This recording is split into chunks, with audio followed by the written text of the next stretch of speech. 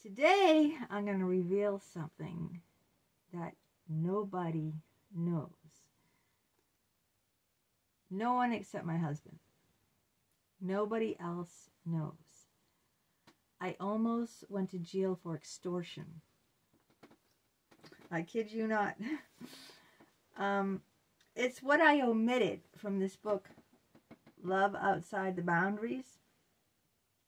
I pretty much included everything in this book, but I didn't include that. I'm not sure why I didn't include that, but I'm going to include it now. I'm going to confess and tell you what happened. In this book, I do describe when I found out that Jim was married before. Jim lied to me all along during our vacation. In case you guys are late for the show, Jim was my psychologist for a year, and then he, during that year, the therapy started turning into something more personal and romantic, and we started getting sexual, and then we stopped the therapy and had a 2-year torrid affair while I was still married with my son at home. So that's just to fill you in.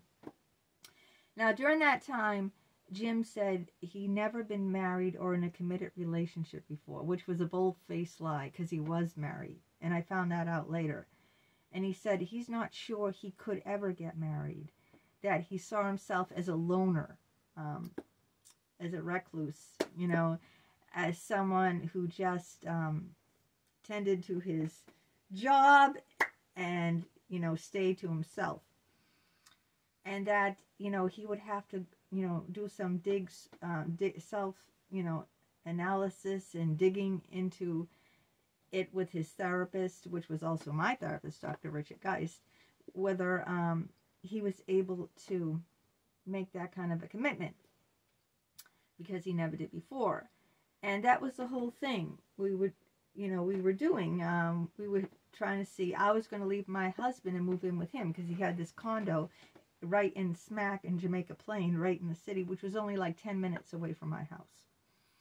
So he was trying to figure this all out, and we went to couples counseling and everything. And then one day, we had a very turbulent relationship. I was drinking some vodka, and I went upstairs into his office. Now, not his office where he sees his patients. There was 3 levels to his condo, which is like a $500,000 condo in JP. The first level was his office where he saw his patients only. There was a waiting room and a private office where he saw his patients. The second level was his living level with the kitchen and the living room, the dining room. And the third level was where the bedroom is, and actually there's a 4th level. The attic is furnished. That was the workout area.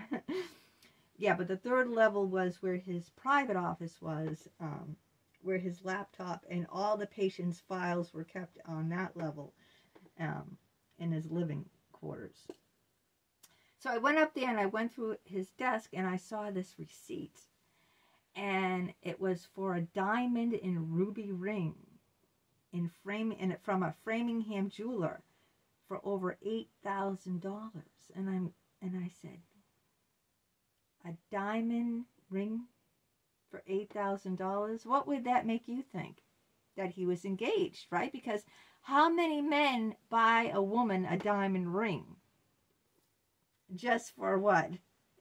Diamond ring usually means engagement. So I confronted him with that, held up the receipt, and he denied it. I never was engaged. And I said, what do you call this? And he said, I never was engaged. And he swore to it over and over again that he never was engaged. I wasn't believing it. You know, I was really upset with him, and I went to Dick. Of course, Dick backed him up. I don't know how he backed him up.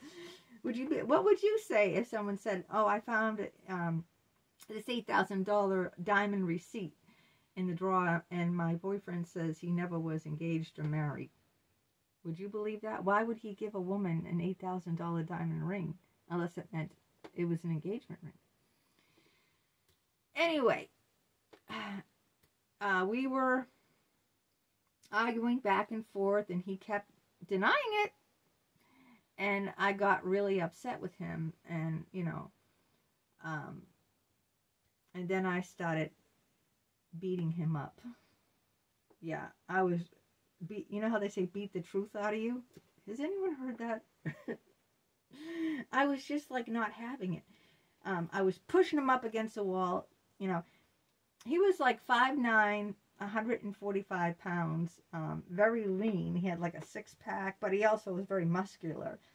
He wasn't a real big guy, He was kind of small stature, 5'9", 145, like very, very lean, like not six-pack, not an ounce of flab. You couldn't even pinch an ounce of flab on him anywhere. He was in perfect form. I'm 5'2", 115 pounds. So I'm pushing him up and pounding him. And I want the truth. And then he finally admits, yes, he was engaged. How long was the engagement?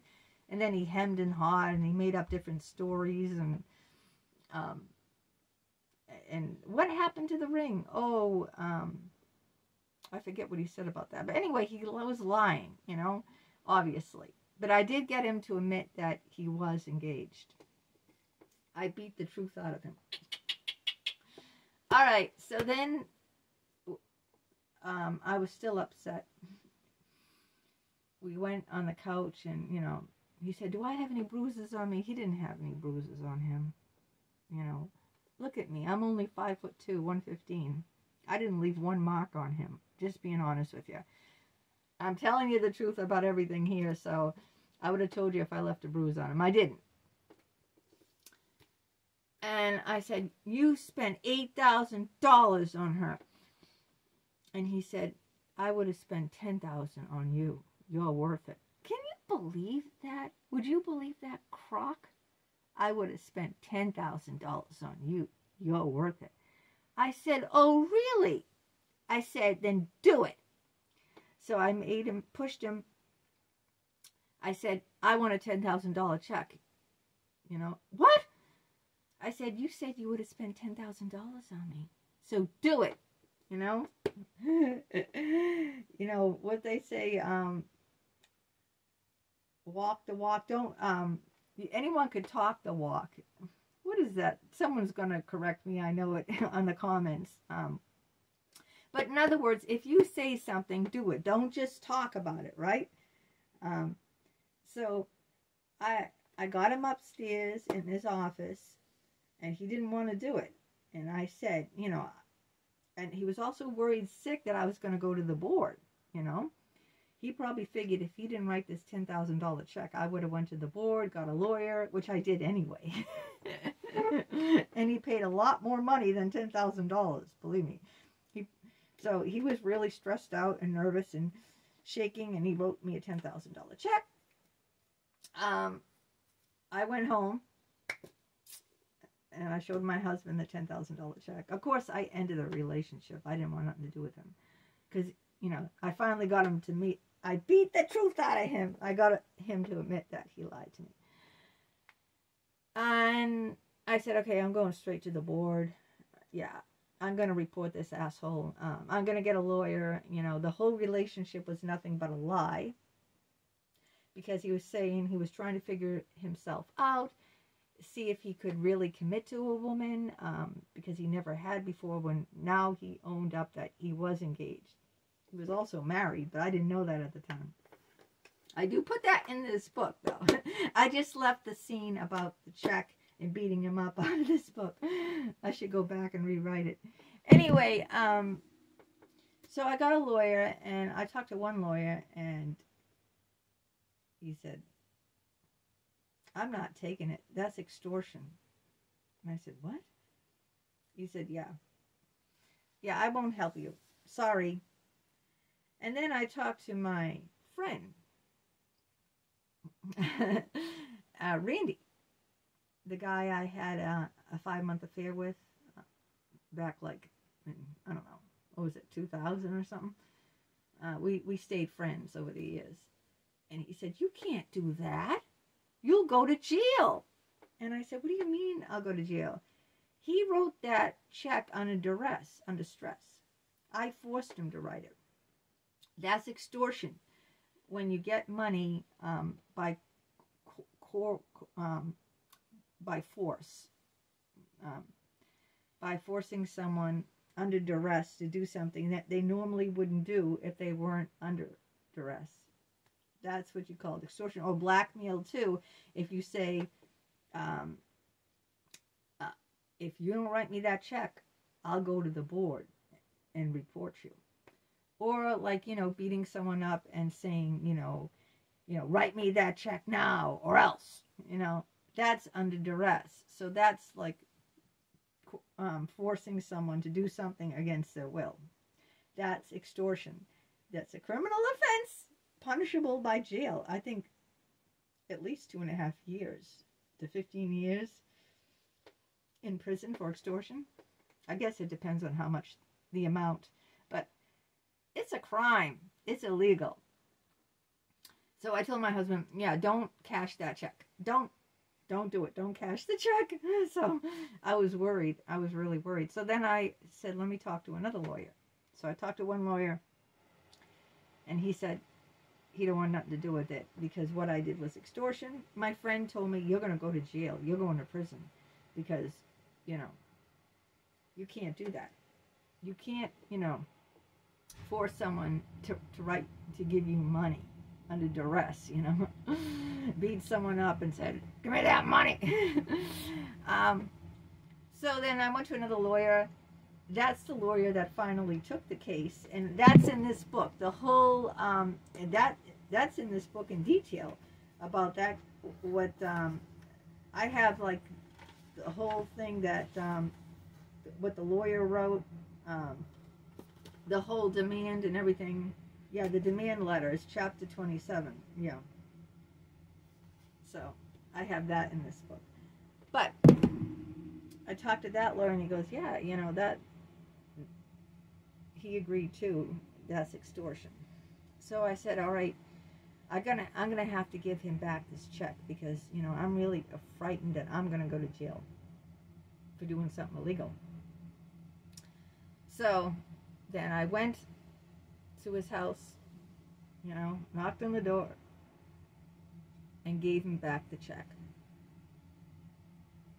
And he still didn't admit he was married. I found out later he was married after he died. So he went to his deathbed with a lie. I found out through his best friend. And just read the book to find out how I found out, because this is not what this video is about. The video is about how, I did something illegal without really being fully aware of what I was doing. I was just really upset. Remember, I'm a borderline, okay? So I don't handle things like other people handle them. When someone is flagrantly lying to me, right to my face, I have, the receipt for the diamond, and someone is looking me in the eyes and saying I never was engaged. When I'm having proof, here's the diamond receipt. What do you call this? That really irritates the crap out of me. Yeah. So I talked it out with him. Of course, he lied. And I said, it's over, And I walked out. Now, I did call the lawyer back, one of the lawyers, the second one. The first one wanted nothing to do with me. And I told him I gave Jim the money back. And then we proceeded on, and you can read in the book, if you buy the book, about what happened after that. But what happened after that, in the short, what I'll tell you, to sum it all up, I got like triple the amount of money. No, even more than that. What am I saying? I got $80,000. So yeah, I didn't pocket $80,000 because had to pay the lawyer, right? The lawyer did all this, otherwise I wouldn't have got a penny. $53,000. Yeah, that's not triple it. 10,000 compared to 53,000 is what? So I could have got 10,000 illegally, but I got 53,000 legally. See the difference? With no threat at all to me of going to jail.